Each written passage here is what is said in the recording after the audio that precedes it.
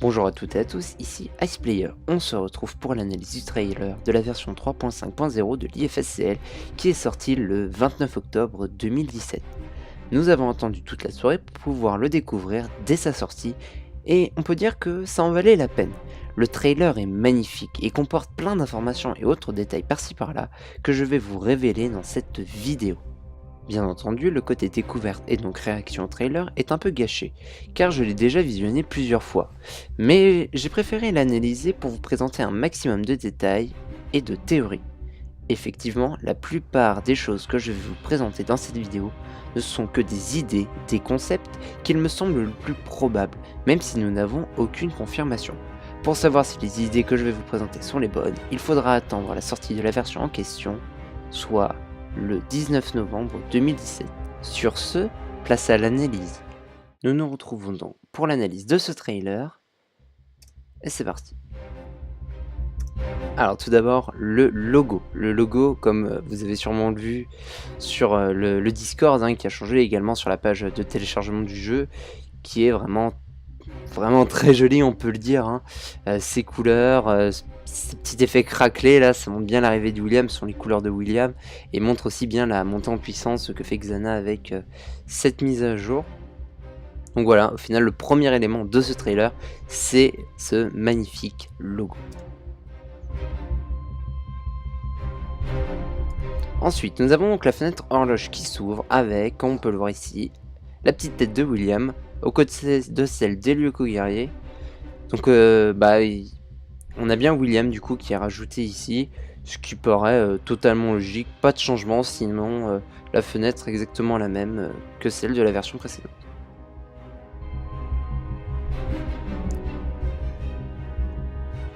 Alors, quelque chose qui a, à mon avis, fait beaucoup parler, c'est la refonte des fichiers de Jérémy, comme on peut le voir ici. À savoir que, donc déjà la fenêtre a un peu changé, on a maintenant les noms en bas des différents dossiers, et on a 12 fichiers, tandis que dans la version précédente, on en avait 10. Oups. Donc vous doutez bien qu'on a au final un fichier de plus, voilà, un fichier de plus. Et en fait, on a même deux fichiers de plus qui sont le cocode, donc celui-ci qui est la fenêtre qu'on va voir juste après, et le fichier UCNO, qui est, ça se trouve en fait, c'est pas un fichier, c'est juste que ça faisait moche de pas en mettre, mais à mon avis non, c'en est vraiment un, et il n'apparaît pas dans ce trailer, donc on aura le plaisir de la découverte quand la version sortira. Également un autre truc qui est assez perturbant, c'est le fait que le fichier fun par rapport à, comment dire, à la version actuelle correspondant en fait à l'image de HOD qu'on a avec qui tient, enfin le prospectus DOS pour l'élection des délégués si je me trompe pas. Phone, bah non, c'est dire téléphone, ici on écrit phone pour le téléphone, tout ça. Donc je sais pas, assez étrange, à voir comment ça sera traduit en français, mais je sais pas, je trouve ça assez bizarre, mais ça se trouve c'est juste moi qui suis pas assez bon en anglais pour comprendre fun, peut-être communication, quelque chose comme ça. Mais sinon tout le reste est exactement pareil. Là voici donc la fameuse fenêtre Lyoko Code. Comme nous pouvons le voir, nous avons 4 territoires sur la gauche et 1 sur la droite, et nous pouvons savoir en fait quel code correspond à quel territoire avec le petit symbole des territoires qu'on voit au-dessus là des 4 codes. On a donc le premier qui est le territoire du désert, le deuxième qui est le territoire de la forêt, le troisième code est pour la banquise et le quatrième pour la montagne. Et celui de droite est donc le code pour refaire Carthage, avec la matière virtuelle, souvent qui est représentée dans le code Lyoko. Quand on veut nous représenter un truc un peu en matière, on nous met ce petit symbole un peu. On le voit surtout dans le 5e territoire. Donc voilà, c'est en fait, cette fenêtre sera un mémo tout simplement qui nous permettra d'éviter en fait d'apprendre les codes par cœur des différents territoires pour nous permettre de les reconstruire avec la fenêtre qu'on verra un petit peu plus tard dans le trailer. On peut voir que voilà, il a vraiment mis le paquet, on peut dire, sur cette fenêtre, car elle est vraiment magnifique, avec des effets d'animation, j'ai l'impression, différents en fonction des différents codes. Voilà, là on l'a vu, il y avait une sorte de barre ici qui est disparue pour laisser place à ça. À savoir si c'est juste nous qui pouvons le sélectionner avec le terminal des commandes, ou est-ce que ça change comme ça quand la fenêtre est ouverte de façon de façon constante en fait, l'un puis l'autre, etc. À voir. En tout cas, on voit pas quand c'est sur cartage. On verra les 4, mais pas sur cartage. Donc, également un petit truc à découvrir. Vous vous en doutez forcément, c'est la version de William, William.trans, William qui arrive avec son costume de la saison 4, effectivement. Le costume de la saison 3 arrivera avec les autres costumes de la saison 3. Pour les autres locaux guerriers, c'est les costumes saison 1, 2 et 3 pour William, il était là qu'à la saison 3. Mais ça arrivera, vous inquiétez pas, vous aurez bien sûr les 2 costumes pour William, mais pour l'instant Immu n'a mis que celui-ci qui est le costume de la saison 4. Forcément la phase pour scanner William, on voit déjà que Odd ici. Pourquoi je n'en sais rien, à mon avis c'est juste pour éviter qu'il y ait que William. Donc voilà, on a le modèle 3D qu'on a pu voir, où on a pu voir Immu travailler dessus lors du live qu'il a fait sur sa chaîne récemment. Ici je passe rapidement, il n'y a rien de nouveau, hein. C'est juste pour me signaler que voilà, Xana est bien là et qu'il est là pour nous embêter avec l'attaque de la météo, hein. C'est pas une nouvelle attaque ou quoi que ce soit. Et la fenêtre n'a pas changé, la fenêtre du super scan ou même les autres fenêtres qu'on peut voir ici. De nouveau la fête Lyoko-code, donc on va le voir. Le changement, voilà, comme on l'a vu ici, hein, le changement d'animation en fonction du code sélectionné. Savoir que c'est vraiment une fenêtre créée par Immu, elle n'existe pas dans l'anime. C'est juste pour qu'on n'ait pas à prendre tous les codes qui sont assez complexes. Ensuite, une phase de scanner sur William, on passe, il n'y a rien d'extraordinaire.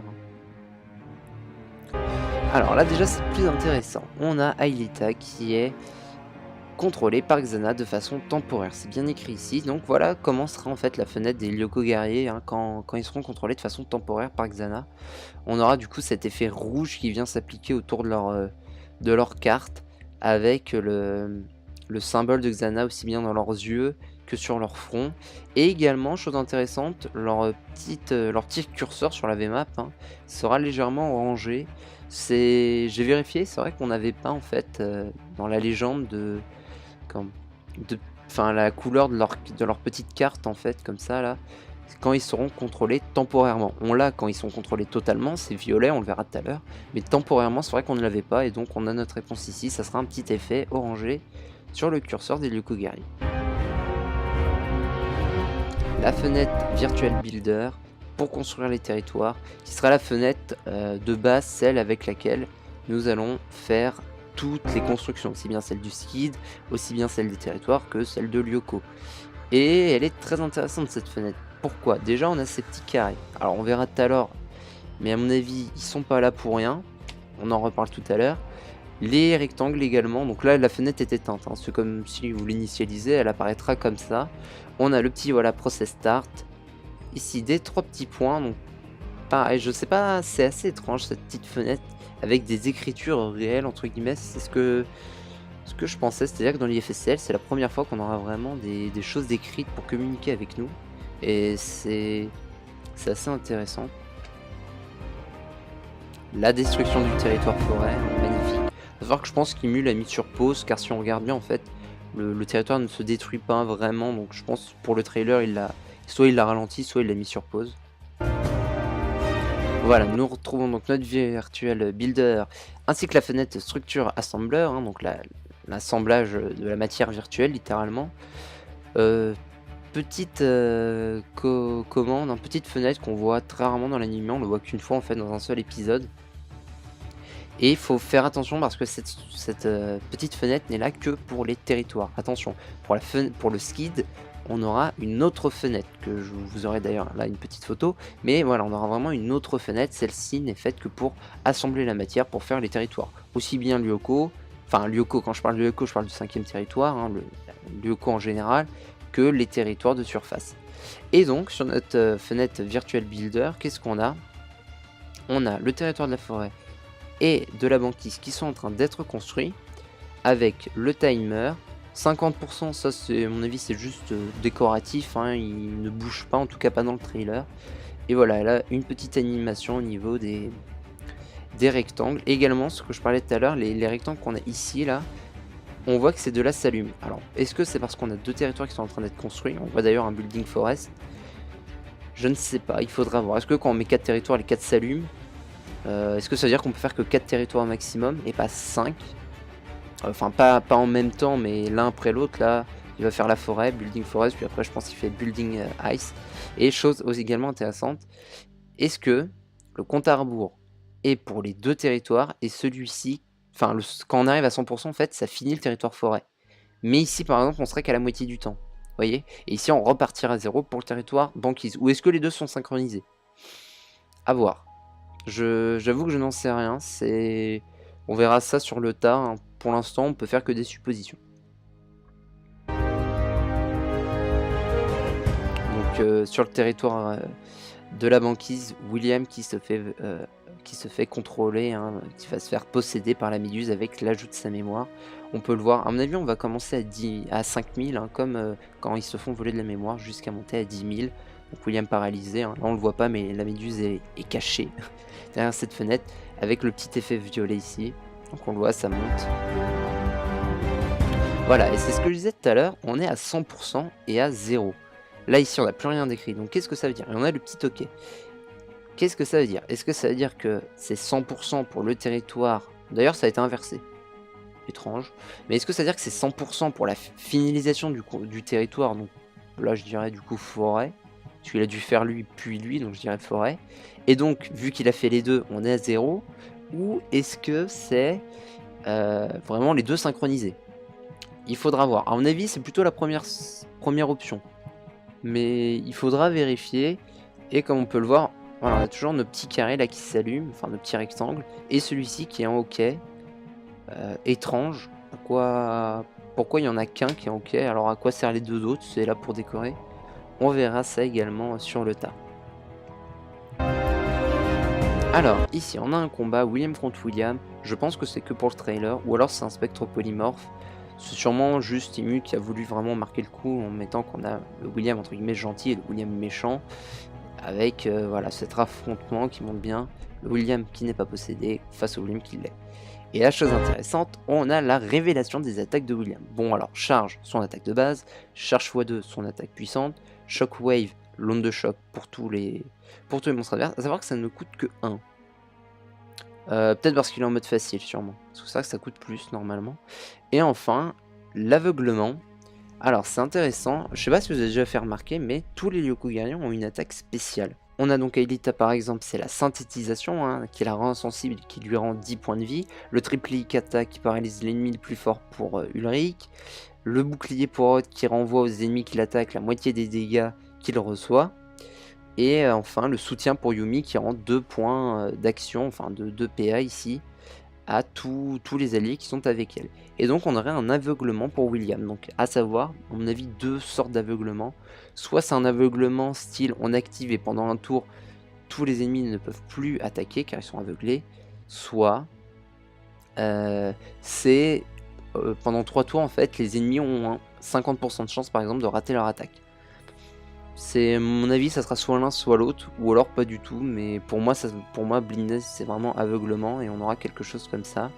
Également intéressant, c'est que William, je crois qu'on ne pourra pas utiliser son super smoke, ou peut-être qu'il l'utilisera que quand il sera possédé par Xana. C'est vrai qu'on n'a pas vu la fenêtre hein, de William quand il n'est pas en combat ou autre, mais je pense que le super smoke ne sera disponible que quand c'est Xana en fait qui le contrôle.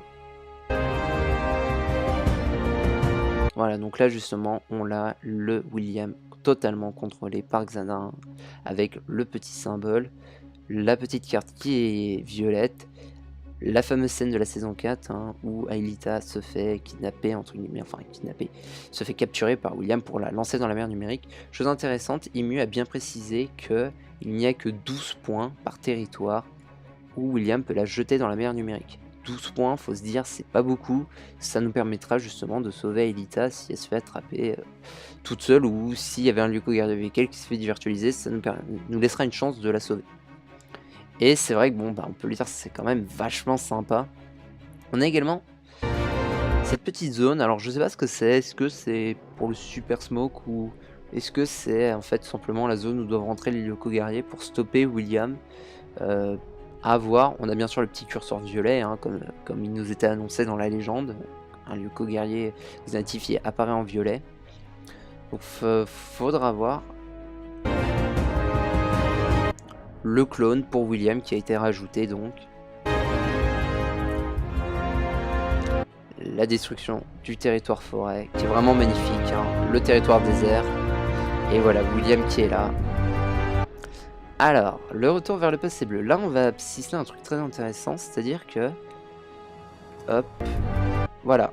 Comparé au retour vers le passé orange, on n'a pas eu de compte à rebours clair. C'est-à-dire que le retour vers le passé orange, on a eu clairement, à travers les vidéos, je crois 4, 3, 2, 1, puis la révélation du retour vers le passé orange. Sauf que pour le retour vers le passé bleu, bah, Emu nous l'avait mis comme ça, quoi, avec le compte à rebours qui défilait normalement. Donc, il continue sur cette lancée, mais regardez, là, on s'approche du 0. On est à 5, 4, non, 3, c'est juste après, mais voilà, on est déjà à 5 et 4. On s'approche du 0. Donc, à mon avis, ce qui va se passer, c'est que pour cette version, avec la version 3.6.0, on aura la même Imusroom, ça, il me l'a dit clairement, avec quelques modifications sûrement, mais on aura la même Imusroom et ça ne sera pas le retour vers le passé orange. Comme en fait ça sera une Imusroom comme on a eu là avec la version 3.4.2 et 3.4.0. On aura donc une Imusroom là, et ensuite au trailer de la version 3.6.0 on aura de nouveau le retour vers le passé orange, sauf que ce coup là on va arriver à au chiffre 1, puis peut-être 0, on verra. Et du coup, j'estime que l'Imusroom sur le retour vers le passé orange, si on a une, sera pour la version suivante de la version 3.6.0. Je crois que c'est la version 3.8.0. Donc dans le trailer de la 3.8.0, on aura peut-être la révélation du retour vers le passé bleu. Ou alors carrément, comme il l'a fait avec le retour vers le passé orange, une vidéo à part entièrement consacrée au retour vers le passé bleu. Et enfin, pour finir en finale avec ce trailer, il ne reste plus que deux scènes à voir vraiment. On peut voir que on revient le 9 octobre 2011. Donc c'est censé représenter la découverte du supercalculateur par Jérémy, certes. Mais si on fait bien attention, destruction du territoire, voilà, du territoire de la forêt. Donc 3 pour le compte à rebours, on va arriver à 2. On est ici au 9 octobre 2002. D'ailleurs le 2 est presque au centre de l'image pour bien le voir, mais c'est vrai que si on fait pas attention ça passe vite et on capte pas tout de suite. Et du coup on reviendrait le 9 octobre 2002. Alors c'est censé correspondre à un épisode, l'épisode piège, étant donné que c'est dans celui-ci où les Lyoko guerriers fêtent les retrouvailles avec Aelita. Après bon, la chronologie de Code Lyoko est assez chaotique et il se trouve que cet épisode est censé se dérouler en novembre. Donc c'est pas censé pouvoir tomber le mois d'octobre, le mois où Jérémy a rallumé le supercalculateur. Mais bon, peut-être qu'il est mieux en mettre de l'ordre dans tout ça. Et donc, par ici, voilà, 2002, c'est vraiment intéressant de se demander en fait qu'est-ce qu'on aura. Enfin, c'est étrange. Est-ce que le retour vers le passé bleu ne serait pas en fait des petites séquences de jeu qui se feraient c'était avant en fait le mode histoire qui va arriver avec la 4.0.0.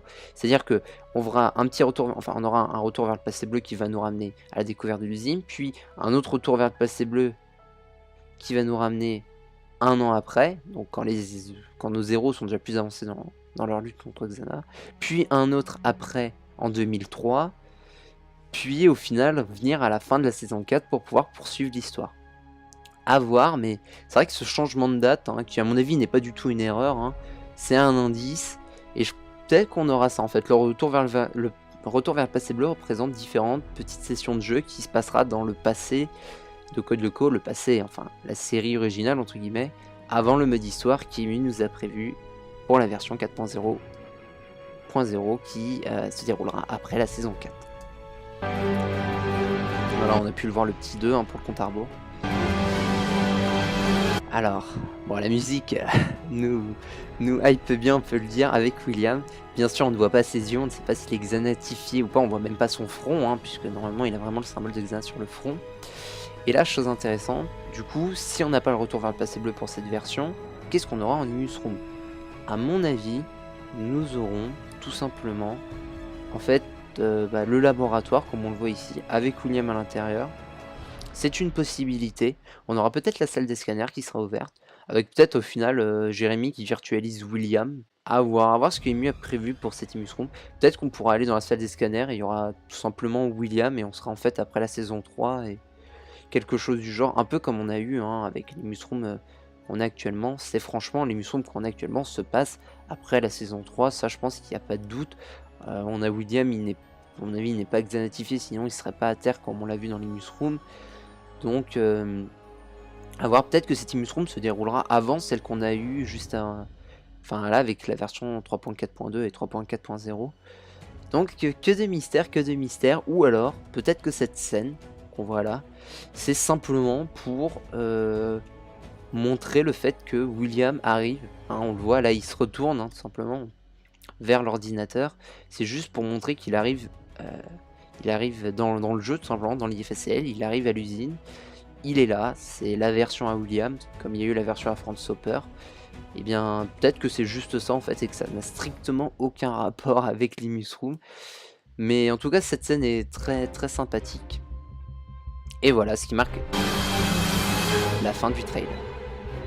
Avec la date de publication de cette version qui est le 19 novembre 2017 où on aura la réponse à toutes nos questions. Sur ce, j'espère que cette analyse de trailer vous aura plu. Moi je vous dis à très vite pour de prochaines vidéos. Et sur ce, ciao les Yoko guerriers.